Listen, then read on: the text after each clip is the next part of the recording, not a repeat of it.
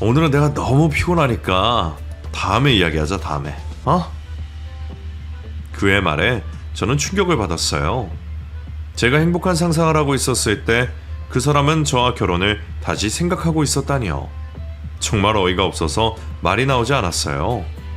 날짜를 미루자는 게 꼭 결혼을 미루자는 말로 들렸거든요. 저는 멍하니 한참을 그렇게 있었어요. 제 주위의 크나큰 소리들은 하나도 들리지 않았고 모든 것들이 흑백처럼 느껴졌어요. 그 사람은 피곤하다며 더 할 말이 없으면 그만 일어나자며 자리에서 일어났고 집으로 돌아온 저는 침대에 누워서 꼼짝도 하지 못했어요. 기운도 없었고 밥맛도 없었어요. 도대체 그 사람이 왜 저렇게 변했을까? 손바닥 뒤집듯이 결혼을 서두르자고 했다가 지금은 또 미루자고 했다가 저는 도무지 그 사람의 속을 알 수가 없었어요. 그 다음날 회사에서 마주친 그에게서 지금껏 느껴보지 못한 냉랭함을 느꼈어요. 점심 식사 후 저는 그 사람에게 회사 옥상에서 잠깐 만나자고 연락을 했어요. 도대체 무엇 때문에 이러는지, 혹시나 내가 무슨 잘못이라도 했는지 정확하게 알고 싶었거든요. 결론이 나지 않은 채로 시간만 보내기에는 제가 너무 답답했어요. 옥상에서 만난 그 사람은 게다가 회사 일로 스트레스 쌓여서 요즘 미칠 것 같은데 같은 이야기를 언제까지 반복할 거냐며 저에게 버럭 화를 내고 내려갔어요. 오히려 화를 낼 사람은 저인데 그 사람이 저렇게 화를 내고 가니 저는 할 말을 잃었고 옥상에서 한참을 서 있다가 내려갔어요. 누구에게 속 시원하게 털어놓지도 못하고 저 혼자 며칠을 끙끙 앓았어요. 엎친 데 덮친 격으로 몸살까지 온 저는 회사에 연차를 내고 자리에 누웠어요. 제가 연차를 냈다는 소식을 전해 들은 그 사람이 여러 번 연락을 했지만 받고 싶지 않았어요.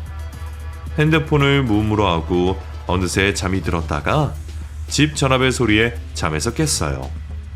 아빠였어요.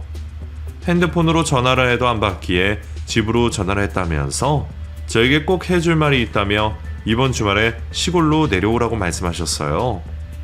저도 상견례 문제로 아빠를 한번 봐야 했기에 주말에 내려가기로 했어요. 터미널로 데려오신 아빠께서는 저희 얼굴이 많이 야이었다며 걱정을 하셨어요. 집으로 들어가는 길에 정육점에 들러 고기 한 근을 샀어요. 집으로 가는 길의 풍경은 너무나 아름다웠었는데 그날은 그렇지가 않았어요. 아빠가 가마솥 뚜껑에다가 고기를 노릇노릇 앞뒤로 구워서 밥 위에 얹어주셨어요. 제 머릿속엔 온통 아빠에게 상견례 날짜를 미뤄야 한다는 그 이야기를 어떻게 꺼내야 할까 그 생각뿐이라서 밥이 코로 들어가는지 입으로 들어가는지 알 수가 없었어요. 밥을 어느 정도 먹고 아빠는 맥주 한 병을 따서 저에게 술을 한 잔 따라주며 아빠께서 먼저 말을 꺼내셨어요. 진욱이가 별말은 없고? 아니요, 왜요? 주말마다 내려오더니 한동안 뜸해서. 요즘 회사 일이 바빠서 주말에도 계속 회사 나가거든요. 그래서 그럴 거예요. 그래? 영희야, 너 진욱이와 결혼을 꼭 해야겠니? 왜요? 그게 말이다. 진욱이는 네 짝이 아닌 것 같아. 네? 무슨 일이 있으셨어요? 아빠는 한참을 뜸을 들이시더니 말씀해 주셨어요. 지난번 그 사람이 시골에 내려왔을 때 작은 집에 들러서 작은 집 식구들과 같이 점심을 먹은 적이 있었는데 그 다음날 사촌에게서 전화가 왔었대요. 사촌도 큰아버지께 말씀을 드려야 할지 말지 고민을 하다가 전화를 한다면서 큰아버지, 제가 진욱이라는 그 사람을 작년 큰어머니 장례식장에서 본 적이 있어요. 얼굴이랑 목소리를 똑똑히 기억해요. 친구와 통화를 하는 중이었는데 통화 내용이 같은 과에 친구 하나가 행색이 그저 그래서 몇 번 가지고 놀다가 헤어질랬는데 그 친구 엄마 장례식장에 왔더니 알고 보니 시골에 어마어마한 땅을 가진 알부자더라. 하나밖에 없는 외동딸인데 결혼할 때 한몫 두둑히 떼어주겠지. 나중에 그 많은 재산 누구한테 다 가겠냐. 호박이 넝굴째 들어왔다면서 희낙낙거리는데 지금 생각해보니 영일이 두고 했던 말인 것 같아요. 제가 잘못 생각할 수도 있겠지만 그 사람 너무 믿지 마시고 조금 더 알아보시는 게 좋을 것 같아요. 사촌의 연락을 받은 아빠도 처음에는 다른 사람을 보고 착각하는 거라며 믿지 않으셨지만 시간이 지날수록 그래도 확인을 해봐야겠다는 생각이 드셨고 지난주 주말에 그 사람이 시골에 내려왔을 때 볼 일이 있다며 일부러 잠시 자리를 비우셨대요. 아빠가 한창 바쁠 때 따로 쓰시는 인부들을 불러서는 같이 일을 하며 이 집 땅 어떻게 되는 거냐 다 넘어가게 생겼다던데 이 집 딸 곧 결혼한다는데 혼수 하나 장만해 갈 수는 있겠냐라고 말을 이라고 시키셨어요. 인부들의 말을 옆에서 듣게 된 그 사람은 이 집에 무슨 일이라도 생겼는지 물어봤고 인부들은 아빠가 보증을 잘못 쓰는 바람에 이 집 땅이며 모두 다 넘어가게 생겼다며 내 아들이면 도시락을 싸들고 다녀서라도 네 결혼 뜯어 말리겠다며 그랬대요. 그 이야기를 전해 들은 그 사람은 안절부절 일에 집중을 하지 못하고 밭을 가로질러 왔다리 갔다리 하며 무언가를 생각하는 듯 했다고 말했어요. 그날 저녁 아빠가 볼일을 보고 집으로 들어서자 그 사람은 아빠께 갔던 일은 잘 보고 오셨다는 말만 할 뿐 낮에 인부들에게 들었던 이야기에 대해서는 이런 반구도 없었을 뿐더러 자기와 함께 저녁을 같이 먹고 서울로 돌아갔다고 말했어요. 그리고 그 이후로 그 사람은 회사 일을 핑계로 시골에 내려오지 않은 거죠.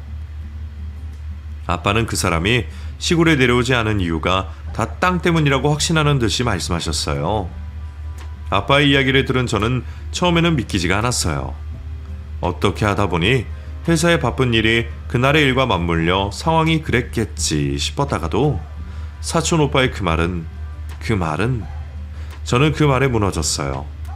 너무 화가 나 미쳐버릴 것만 같았어요. 제 안의 분노가 치밀어 올랐어요. 지금껏 저를 만나면서 어떤 생각으로 바라봤을지 그 사람 눈빛, 행동 하나하나 다 소름 끼치고 머리카락이 쭈뼛쭈뼛 솟았어요. 사촌 오빠가 그때 그 통화를 듣지 못했다면 어땠을까? 저는 아무것도 모른 채 결혼을 했겠죠. 생각할수록 분을 참을 수가 없었어요.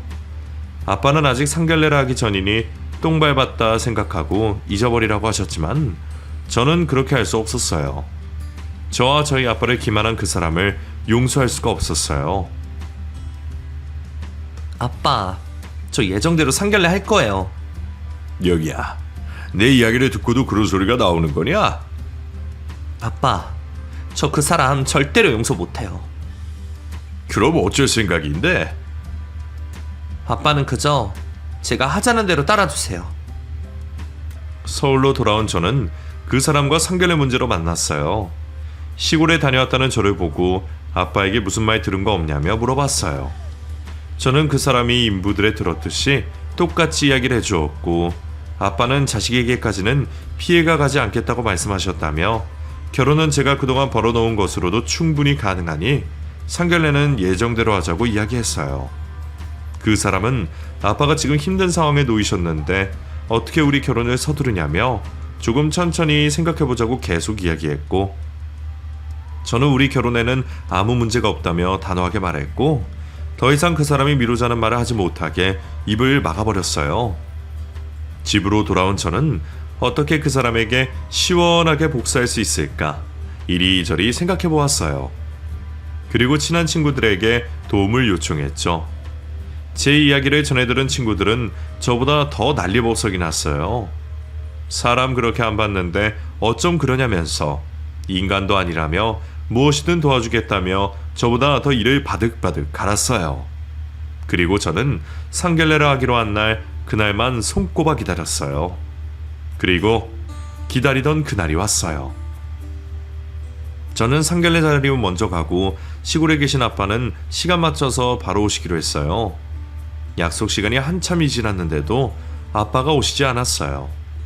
먼저 도착한 그 사람의 어머니는 약속 시간도 지키지 않는다며 화를 내셨고 그 사람과 저는 식당 앞에서 아빠가 오시기를 기다리고 있었어요. 점심시간이라 그런지